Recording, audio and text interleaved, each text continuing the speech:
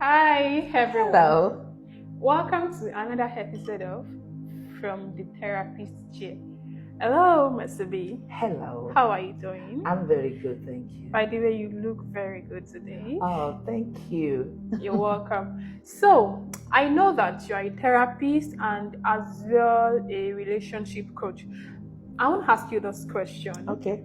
In situations where someone invests years, sacrifice their life, and still experience heartbreak, how can a person emotionally rebuild without feeling like their time was wasted? So I am asking this question regarding the trending topic, regarding the trending issue online now between I think Shegun Johnson and his girlfriend. Yes. Whereby they've been together for 13 whole years and suddenly everything is just crashing. What do you think? Wow. You know, when we're talking about relationship and also mental health, it's very, very important. And what you've just described to me, I've had to deal with that with my clients, because when you are in a relationship for like 13 years, even sometimes more, even less, it can be very, very sad. It can be very heartbreaking. I can't even find the right word when you find yourself in that situation.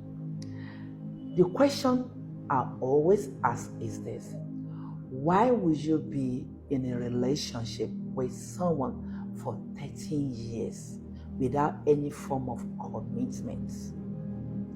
That is the first question. Because in whatever you do, always remember that time is money. And it's crucial. You don't waste your time and your money and your life on a relationship that is coming. That's what I can say.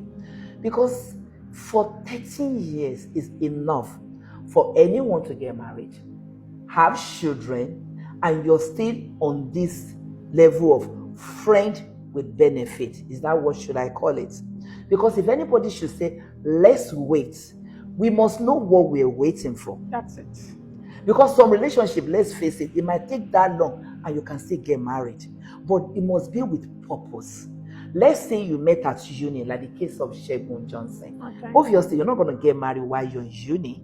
You will know each other, you will go through life phases, challenges, and all sorts. But do you know, even during that time, you still know that we are building toward something.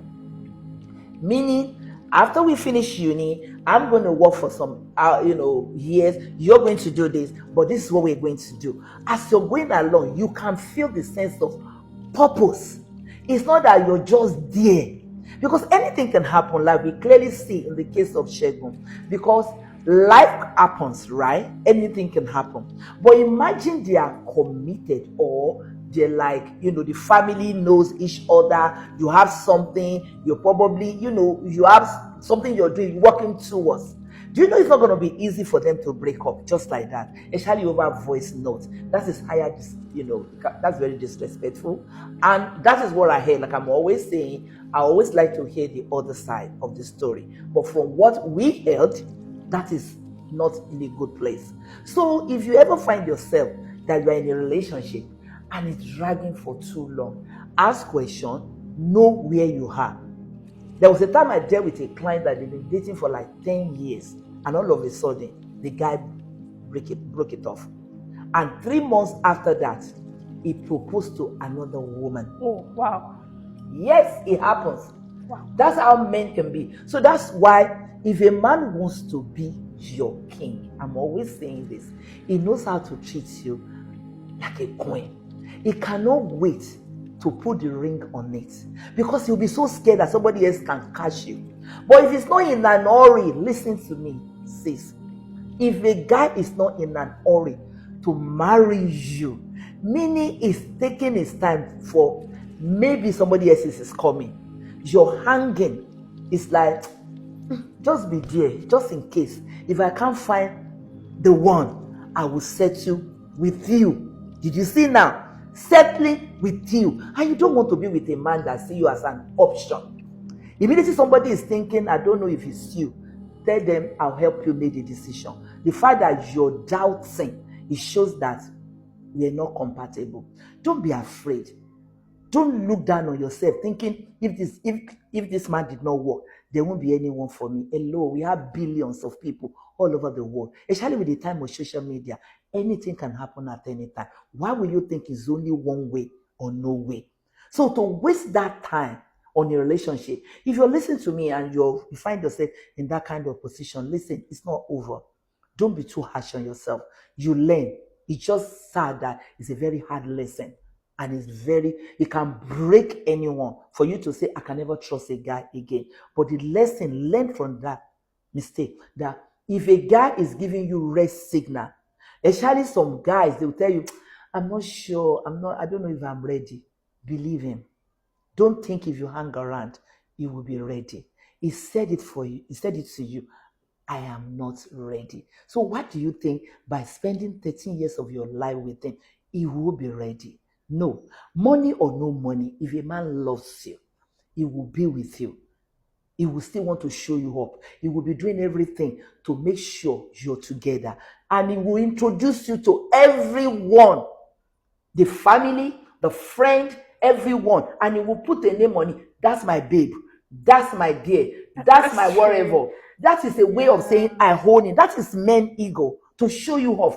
But when you are in a relationship with somebody more than 6 months, 1 year, and when you want to introduce you, it's still like, Ronke, Bumi. What he's telling you is that you don't have any identity. And the guy, they know the code. If you're a man, you know that you know what I'm talking about. It's a code for them to say it's up for a grab. I mean, she's Ronke, she's Bumi. She's not that special in my heart. Not yet. Always think that. Ah, thank you for that. But I want to ask you this question. Like this scenario that happened between Shegun and his girlfriend, whatever is going between the both of them. I want to ask, this can tell on their emotional well-being, right? Oh, yeah. A lot. And for them to say, I can't trust again, I can't do this. I think, is it okay for them to ask for help from a therapist? Trust me, this is the time that they need help.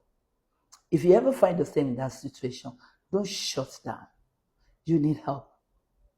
You need reassurance because something like this might make you doubt yourself, low self-esteem, that can lead to depression.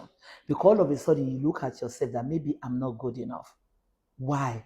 Like a case of my client that if somebody dump you, only to realize that 3 months later, he proposed to another woman. What do you think that would do to any woman? Wow, that's giving a big blow to her emotional mentality and everything that is going on in her head. Exactly. Even you know that. So somebody like that, where do they need to be?